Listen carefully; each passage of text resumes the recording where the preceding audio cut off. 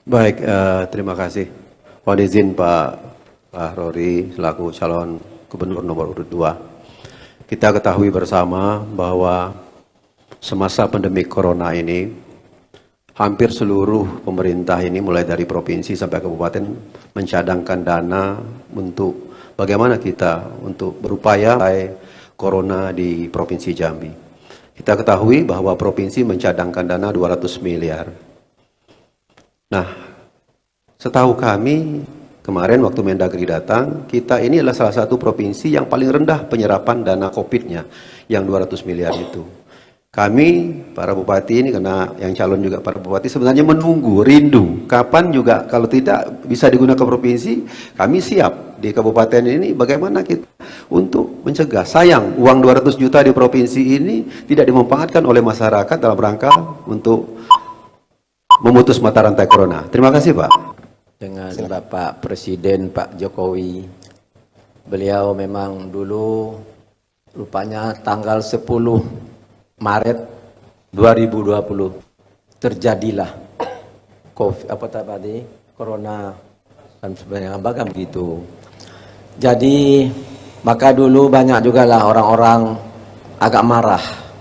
Kok beras nggak ada di ini, sembako nggak ada diurus. Nah, maka saya bilang juga lah dengan semua OPD saya, katakanlah staf ahli sekda, staf ahli asisten, ya, jangan saya bilang tolong dibantu.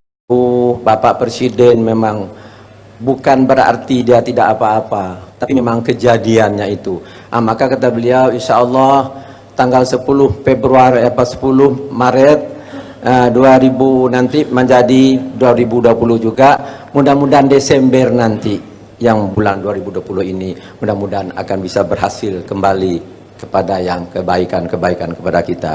Jadi oleh karena itu maka semua kita ini banyaklah berdoa, banyaklah belajar yang baik-baik, bekerja yang baik-baik, jangan bermain-main. Nah inilah, saya ini lain orang melihat semua kepada orang-orang, aku tahu. Inilah, maka oleh karena itu mudah-mudahan insya Allah pada ke depan Jambi. Inilah yang dikatakan Bapak Presiden, artinya sudah dianggap lengkap Jambi, sudah bagus Jambi. Nah inilah, tanyakanlah sama dengan Sekda, tanyalah sama seluruh OPD, tanyalah sama staf eselon 3, eselon 4, beritahu ini. Nah inilah untuk rahasia saya ini Pak, supaya kita berhasil dengan yang baik. Baik, terima kasih Pak Rory atas jawaban ataupun testimoninya tadi. Menurut kami Pak Rory, uang 200 miliar dicadangkan oleh provinsi itu cukup besar. Banyak langkah-langkah yang bisa kita lakukan dengan anggaran tersebut. Pertama, dalam rangka bagaimana membantu dampak medis, umpamanya memperbanyak swab test bagi masyarakat kita, bagaimana juga memberi masker, dan juga untuk sosialisasi, serta juga yang tidak kalah penting itu bagaimana kita menjaga agar daerah-daerah merah kita ini betul-betul ada aturan yang ketat agar untuk memperlambat peningkatan corona ini di wilayah atau kabupaten kota lainnya. Yang kedua, bisa juga dana ini digunakan untuk perbaikan rumah sakit umum yang kita yang belum selesai. Itu kalau tidak salah saya tanya sekitar 30 miliar, cukup, itu bisa bangun rumah sakit selesai. Atau yang ketiga, uang ini bisa digunakan untuk program padat karya untuk masyarakat Provinsi Jambi. Terima kasih Pak. Saya juga sudah mendengar dan tata kondisi begitu tadi macam 200 miliar segala macam itu rumah ini. Tapi inilah, nah oleh karena itu semua, maka saya selalu bilang subuh sampai jam 11 malam itulah pekerjaan saya. Nah kenapa? Melihat orang-orang. Nah itulah tadi. Jadi jangan takut, jangan ini. Insya Allah inilah baru mulai ini. Orang-orang yang menjadi OPD yang sekarang ini alhamdulillah mereka sudah memang orang jujur, baik, dan nah inilah. Mudah-mudahan nanti, apalagi masalah dana, Bapak Presiden juga akan memberi, dan juga ada juga yang lain orang luar negeri, ada juga yang menghasilkan uang. Inilah, demikian, terima kasih. Nomor urut 2 sama mengusung visi misi untuk program ekonomi rakyat, termasuk juga itu dalam mengatasi dampak COVID-19 ini. Cuman beda nama. Kalau beliau dengan nama Dumi Sake, kalau kami dengan nama 200 juta per desa. Kami ingin mendalami kira-kira Dumi Sake ini konsep dan prioritas apa akan dilaksanakan, menu apa yang kira-kira bisa menjawab dampak corona yang sedang terjadi hari ini di tengah-tengah masyarakat, terutama dampak ekonominya. Nah, kami harap program itu betul-betul merupakan jadi jawaban daripada kondisi ekonomi kita yang sedang menurun pada saat ini. Kami persilakan. Baik Pak, terima kasih. Tadi kita sudah bicara Dumi Sake tadi Pak. Dumi Sake ini pertama penguatan ekonomi keluarga, termasuk juga dalamnya beasiswa tadi Pak. Beasiswa yang D3, S1, S2 tadi juga di Dumi Sake. Nah, termasuk di situ juga di Dumi Sake itu juga ada bantuan guru ngaji dan sebagainya. Kemudian juga bantuan-bantuan lain saya kira bibit dan sebagainya untuk masyarakat ternak, kemudian juga bantuan-bantuan bibit seperti bibit tanaman-tanaman yang kita anggap penting oleh masyarakat. Nah, ini juga kita beri Dumi Sake ini, dan di dalamnya tentu yang paling penting adalah di tengah COVID ini Pak, bagaimana Dumi Sake ini bisa mengatasi dengan cepat masalah-masalah ekonomi di masyarakat. Utamanya kalau kita beri BLT itu akan habis seketika Pak, tanpa ada ekonomi yang berubah. Baiklah. Baik, terima kasih. Kita di Provinsi Jambi ini sudah sering dengan adanya program bantuan untuk desa, untuk masyarakat secara langsung. Tapi ada kelemahan, kadang-kadang dalam pemberian ini terlalu banyak menu. Hari ini sudah jelas ekonomi masyarakat kita susah. Saya hanya menyarankan kepada kandidat calon nomor 3 agar dana bantuan ini bermanfaat dan dampaknya kelihatan di masyarakat. Pertama, kalau bisa menunya dikurangi, lebih simpel, paling 1 atau 2 menu. Fokus pertama adalah ketahanan pangan, karena kita tahu Jambi ini lebih dari 200.000 hektar lahan kosong, lahan menganggur. Hari ini kondisi pangan nasional kita makin turun. Saya pikir dana ini kita persiapkan, pertama prioritas bagaimana untuk meningkatkan ketahanan pangan. Bagi yang di desa kelurahan bisa untuk jasa perdagangan atau yang lain-lain. 2 menu itu saya pikir cukup. Terima kasih. Karena begini, karena kalau kita kurangi menunya, sebab di masyarakat Pak, kita Pemprov tidak boleh paksakan program masyarakat. Kita ingin nanti Pak, ada usulan masyarakat apa yang dia butuhkan. Kadang-kala saya pernah mengalami Pak, kadang-kadang Pemprov paksakan program di suatu wilayah, ternyata bukanlah kebutuhan wilayah itu gitu loh.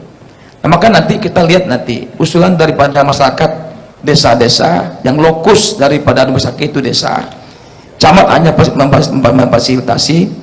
Di samping kami juga ada Pak 100 juta per desa, itu menambah yang tadi Jambi itu entah 60 juta, sekira bikin 100 juta Pak, itu untuk desa di luar Dumi Sake Pak. Karena ini penting, kenapa? Perangkat desa kita cukup banyak hari ini, dana mereka habis untuk BLT banyak Pak, tidak bisa bangun daerah, perangkatnya cukup banyak juga, maka nanti 100 juta nanti untuk Dumi Sake. Baik. Jadi memang kalau kami dengan beliau ini, bayangkan dulu di penghujung memang hebat beliau bersama saya itu, lillahi ta'ala. Cuman mungkin karena siapa yang tidak ingin untuk maju ke depan, untuk maju ini. Jadi oleh karena itu tentu kalau kita sendiri saja kan tidak mungkin. Kan begitu, tentu ada saudara-saudara kita, ya silakan saja. Itulah sama-samalah kita, mudah-mudahan ke depan nanti menjadi lebih baik lagi dibanding yang sudah-sudah. Nah, jadi oleh karena itu, jadi inilah dalam kondisi-kondisi yang seperti ini, jadi katakanlah karena corona kita ini, COVID ini saja lah repot, tidak boleh banyak-banyak orang duduk di sini. Padahal dia kepingin untuk bersama-sama. Ini Presiden. Terima kasih. Terima kasih Pak Rory atas komentar ataupun tadi sumbang saran dari beliau. Saya berharap mudah-mudahan ke depan dengan judul Jambi Berkah itu betul-betul membawa keberkahan buat masyarakat Jambi keseluruhannya. Yang kedua, menanggapi bagaimana kondisi ekonomi dampak corona hari ini, Mudah-mudahan dalam visi misi Bapak bisa dipertajam lagi agar bagaimana menjawab ekonomi pasca corona ini bisa membantu ekonomi masyarakat Provinsi Jambi, terutama bagi masyarakat kelas bawah, termasuk bagaimana kita mengembangkan UMKM di Provinsi Jambi ini. Masyarakat menunggu hari ini, apa dalam kondisi ekonomi yang lagi susah hari ini, apa yang bisa dibantu oleh pemerintah dalam rangka menstimulan kondisi ekonomi Jambi yang sekarang sudah minus 1,7%. Nah, kita khawatir ke depan kalau kita tidak siapkan dengan ekonomi yang kuat di basis bawah, kondisi ekonomi Jambi ini akan makin minusnya akan makin tinggi. Nah, mudah-mudahan bersama kita nih bertiga-tiganya ini bertekad bagaimana mengatasi situasi jangka pendek pasca corona. Sudah itu dengan program-program visi misi masing-masing yang tadi saya juga menyimak secara baik. Ya, mudah-mudahan itu juga bisa meningkatkan ekonomi Jambi dalam kondisi jangka panjang pasca corona. Terima kasih Pak Harori sudah memberikan kami banyak nasihat. Mudah-mudahan apa yang Bapak sampaikan tadi bermanfaat buat kami tentu sebagai orang yang lebih mudah dari Bapak. Terima kasih. Ya, alhamdulillah. Itulah disebut kita ini presiden, setelah itu gubernur, setelah itu bupati, wali kota, apalagi kepala desa dan lurah, RT dan RW. Sudah Bapak Presiden sudah memberi dana-dana kepada orang-orang, tapi kadang-kadang tidak digunakan. Tidak tahu, saya mengerti. Ada juga, mohon maaf, salah satu hilang dia, menghilang dia. Cuman saya bilang, saya sayang dengan mereka, apalagi dengan orang-orang tuanya. Inilah Pak. Jadi oleh karena itu, dengan beliau ini saya anggap abang adik kami ini. Amin. Sama juga lah ini. Kok kepenakan ini? Baik, terima kasih. Kami tentu bersyukur ya punya saudara, punya kerabat dengan beliau yang sering-sering menasihati. Tapi Bapak, kita juga masyarakat Jambi ini menunggu apa kira-kira dobrakan kita dalam menjawab situasi ekonomi yang lagi sulit hari ini. Pertama, kita harus ada ketegasan bagaimana kita untuk mengatasi penyebaran dampak corona ini di Provinsi Jambi harus segera diatasi, baik itu dampak medis maupun dampak daripada ekonominya. Yang kedua, Jambi ini memerlukan inovasi-inovasi baru dalam rangka kita meningkatkan pendapatan masyarakat kita, dalam rangka mensejahterakan masyarakat kita, dan juga dalam rangka mengurangi pengangguran di negeri kita, meningkatkan dalam rangka juga mengurangi kemiskinan di negeri kita. Ini memerlukan terobosan kebijakan inovasi bagi semua kepala daerah. Terima kasih, mudah-mudahan kita bertiga bisa memberikan inovasi itu. Terima kasih. Kita kan tahu sekarang ini itu yang dikatakan beras, sembako, kan banyak sekali itu. Kadang-kadang kasihan, sedih. Tapi itulah pelak kejadian. Nah, maka OPD kita sudah bekerja sekuat, setinggi-tingginya hatinya. Sudah itu. Tapi inilah masih maklumlah dalam kondisi-kondisi mereka ini kadang-kadang ya sama tahulah. Nah, jadi tentang beras, sembako kan dulu cuma 3 bulan. Tapi memang hanya itu yang punya kemajuannya. Itu sudah. Cuman maklumlah. Ini masih corona ini, COVID kita ini masih dalam kondisi seperti itu. Apalagi mereka dulu di luar negeri atau di Jakarta, Jawa nih. Baik, terima kasih Pak. Memang kita merasakan COVID luar biasa Pak. Dan dampak utama COVID ini adalah dampak ekonomi masyarakat. Yang kedua, dampak ketakutan masyarakat. Jujur saja, banyak orang yang takut buka warung karena COVID dan sebagainya. Nah, maka memang pemerintah mesti hadir di situ Pak. Di antaranya adalah BLT. Nah, BLT ini kan cuma 3 bulan. Dan BLT ini tidak memberi solusi kepada mereka. Mereka hanya makan tidur di rumah. Lalu pencegahannya adalah, kalau kami di Merangin, pertama, perkuat imunitas daripada pasien kita Pak. Maka muncullah daun sungkai, arahan Pak Doni Monardo, ya Pak ya. Muncul daun sungkai, kita kasih kepada pasien. Kita antar tiap malam ke rumah sakit umum, kita kasih madu ya pada pasien tiap malam. Yang kedua adalah kita juga memberikan moral kepada keluarganya, sehingga mereka juga lebih bersemangat lagi menghadapi COVID itu sendiri.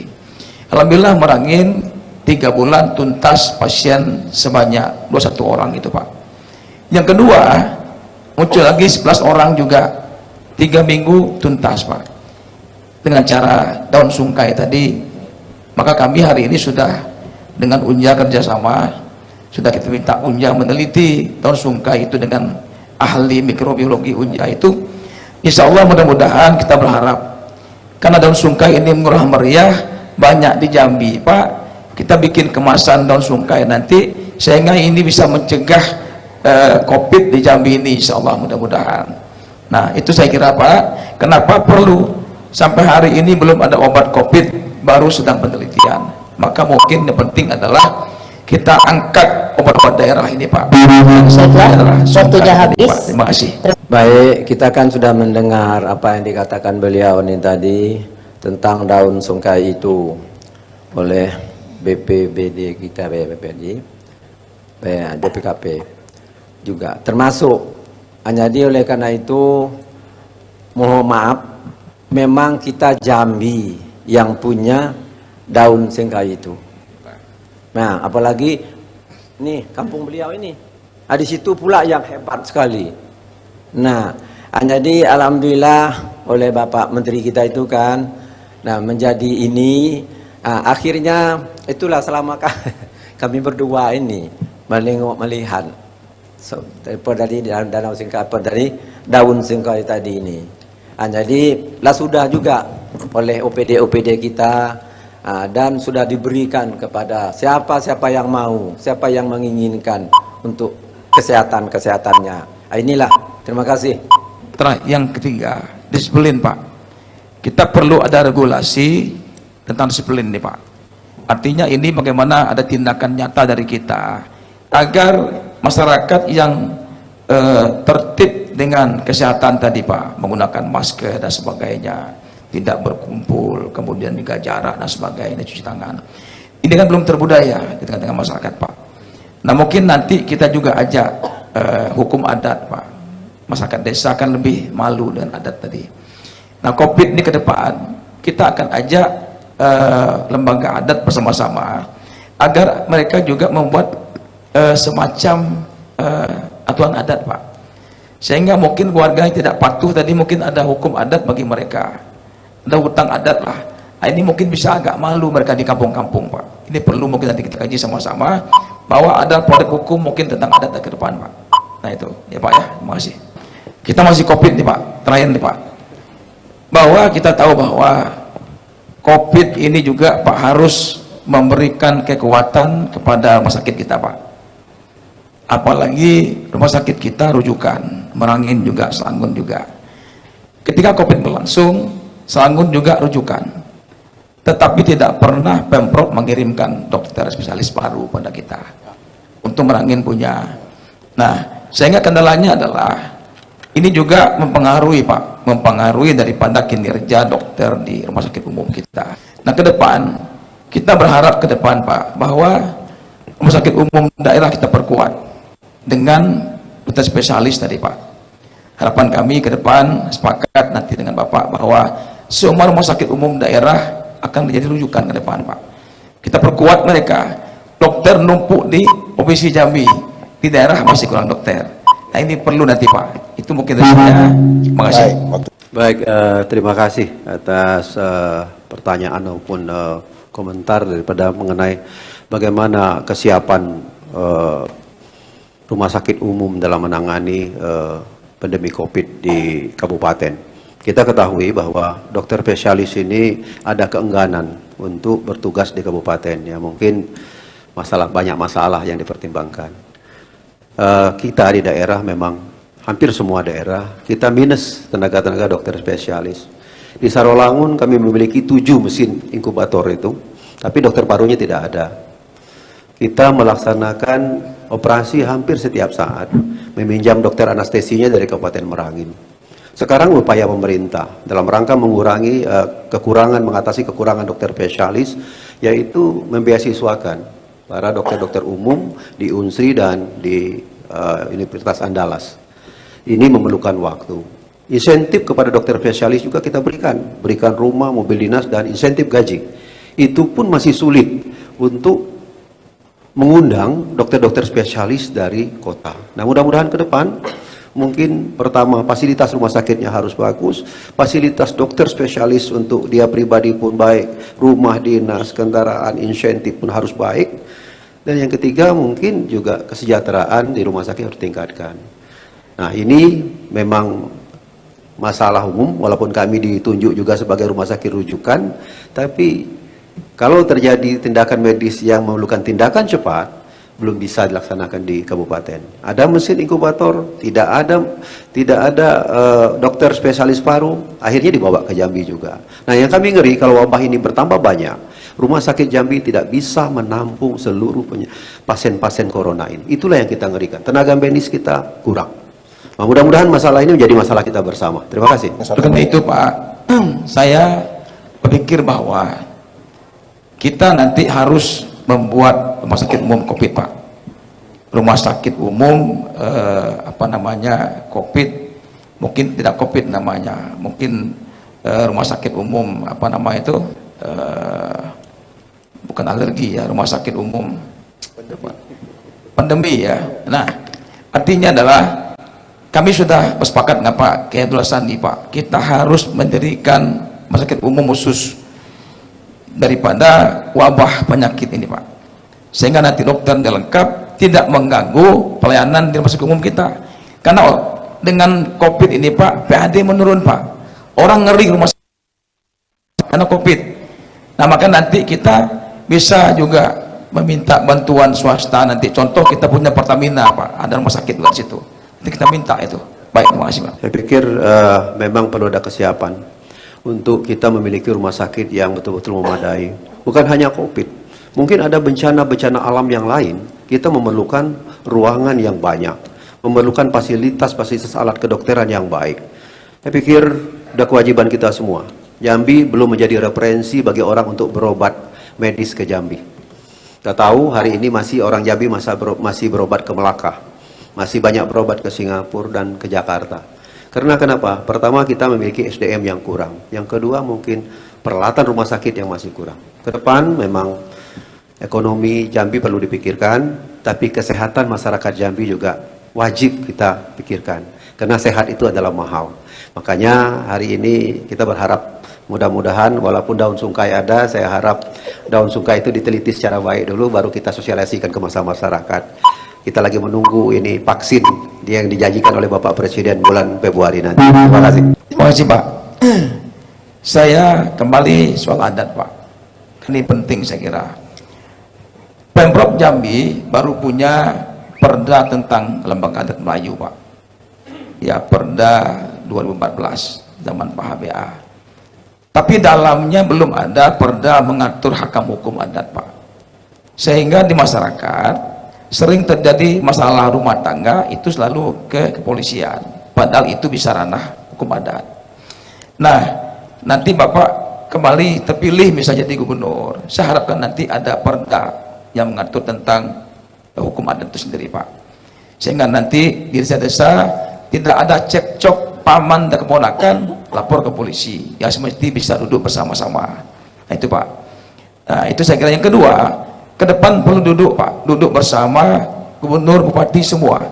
Jadi apa-apa yang lemah di daerah itu perlu intervensi provinsi, Pak. Itu mungkin saya kira, Pak. Terima kasih, Pak. Terima kasih. Saya dulu mau bukan mencalon sih, oleh orang-orang ulama-ulama dari jauh dekat-dekat sini.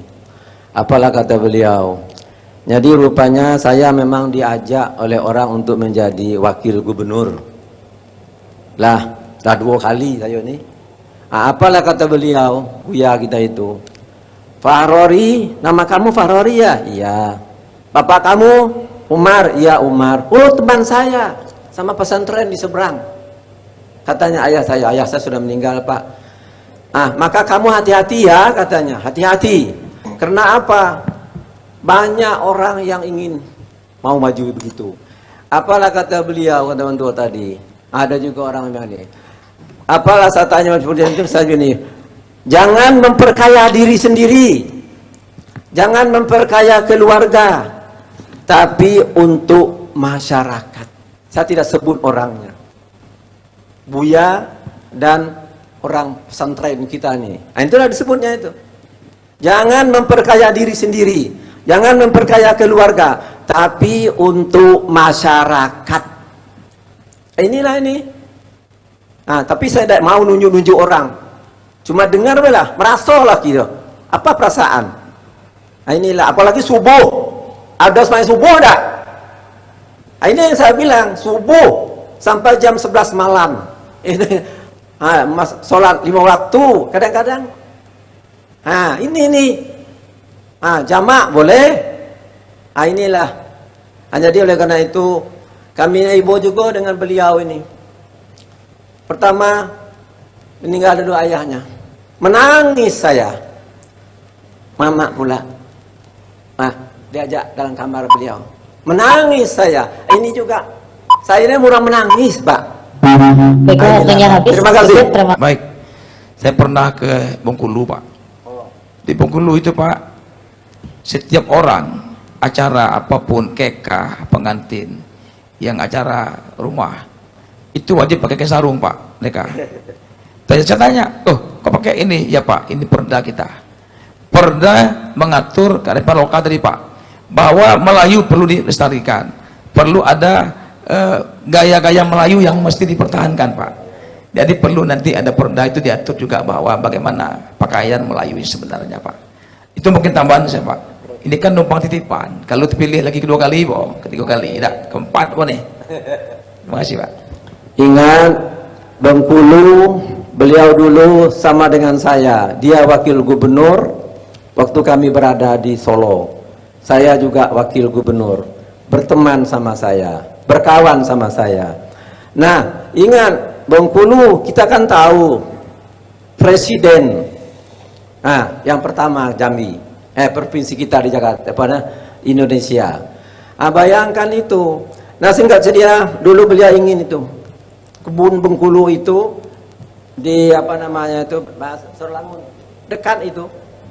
Nah, maka dia datang ke Jambi bawa anak buahnya, bicara juga tentang itu. Tolonglah Pak siap, kami setuju, senang nih. Inilah. Jadi oleh karena itu dalam masalah tadi yang disebut Bengkulu, memang di situ hebat, aman, tentram. Dia juga di pinggir laut. Inilah. Bapak, Ibu-ibu, hadirin pemirsa dan juga pendengar, yaitu penyampaian closing statement oleh para calon gubernur dari nomor urut 3, 2, dan 1. Waktunya masing-masing 1 menit. Baik, kesempatan pertama kami berikan kepada calon gubernur nomor urut 3 untuk memberikan closing statement. Waktunya 1 menit, kami persilakan. Baik, terima kasih. Apabila nanti insya Allah Haris Tani terpilih, pertama kami akan mendorong percepatan pemekaran Kabupaten Kerinci Ilir, Tabir Raya, dan Kota Muarabungo. Yang kedua, kami akan fokus jalan provinsi sepanjang 1035 km itu insya Allah 3 tahun kami tuntaskan. Yang ketiga, Haris Sani Ulama dan Umaro. Saya fokus pemerintahan ini bersih dan baik. Pak Sani fokus dengan bagaimana akhlakul karimah Jambi ini baik ke depan insya Allah. Maka pasangan kami insya Allah energik dan insya Allah siap tidur di kampung-kampung, pertisun, seperti melangin seperti dulu. Insya Allah mudah-mudahan, dan tidak ada jarak dengan masyarakat insya Allah. Kita buka jarak ruang dengan masyarakat insya Allah. Jangan lupa pilkada serentak, ingat COVID, jaga kesehatan dan jaga semuanya. Jangan lupa Terima kasih. Waktunya habis. Terima kasih, Pak. Kesempatan kedua kami berikan kepada calon gubernur nomor urut 2. Silakan, Pak. Waktunya 1 menit dimulai saat Anda berbicara. Seluruh masyarakat Jambi dari ujung Jabung hingga Kerinci, kami pasangan Fahrori Umar dan Safril Nursal bertekad memberikan yang terbaik bagi kemajuan dan kesejahteraan masyarakat Jambi. Pengalaman yang saya miliki selama ini baik sebagai Wakil Gubernur Bapak HBA dan Bapak Zumi Zola maupun sebagai Gubernur Jambi definitif selama kurang lebih 2 tahun telah mengajarkan kepada saya bahwa kejujuran adalah hal yang paling penting dalam menjalankan amanah sebagai pemimpin. Bukan pencitraan dan keahlian berbicara, namun kemampuan bekerja keras sekaligus mengayomi menjadi syarat utama untuk memastikan pemerintahan berjalan dengan baik dan amanah serta selalu berada di jalur yang benar. Kita harus yakin bahwa permasalahan sosial ekonomi yang ada di tengah masyarakat sesungguhnya mampu diselesaikan oleh kekuatan masyarakat itu sendiri dengan menggunakan kearifan lokal yang ada. Untuk itu kami mencoba mengangkat batang dendam, batu adat istiadat serta tatanan sosial yang telah kuat menjadi itu. Waktunya habis. Waktunya habis, Bapak. Waduh, sayang ya. Terima kasih. Silakan duduk dan kami berikan kesempatan ketiga untuk memberikan closing statement bagi calon gubernur nomor urut 1. Waktunya 1 menit. Silakan. Bapak Ibu, seluruh warga masyarakat Jambi yang kami cintai, visi misi tadi masing-masing sudah disampaikan. Kita berharap semua agar apa yang menjadi keberkahan oleh Allah di bumi Provinsi Jambi ini dengan segala macam keunggulannya, mudah-mudahan membawa keberkahan dan juga membawa manfaat bagi seluruh masyarakat Jambi. CERA itu siap bekerja dalam rangka meningkatkan ekonomi masyarakat, mengatasi masalah-masalah infrastruktur dan semuanya. Tapi tidak kalah penting dari program-program itu, insya Allah bagaimana kita masyarakat Jambi untuk dekat dengan agamanya. Program itu sudah kami buat dengan serapi mungkin dan insya Allah di samping program-program dunia, baik itu dalam rangka ekonomi, pendidikan, kesehatan, dan tidak kalah pentingnya itu bagaimana kita mempedulikan tentang agama agar Provinsi Jambi ini betul-betul menjadi negeri yang betul-betul taat dengan agamanya. Jangan lupa 9 Desember pilih nomor 1 CERA itu. Terima kasih.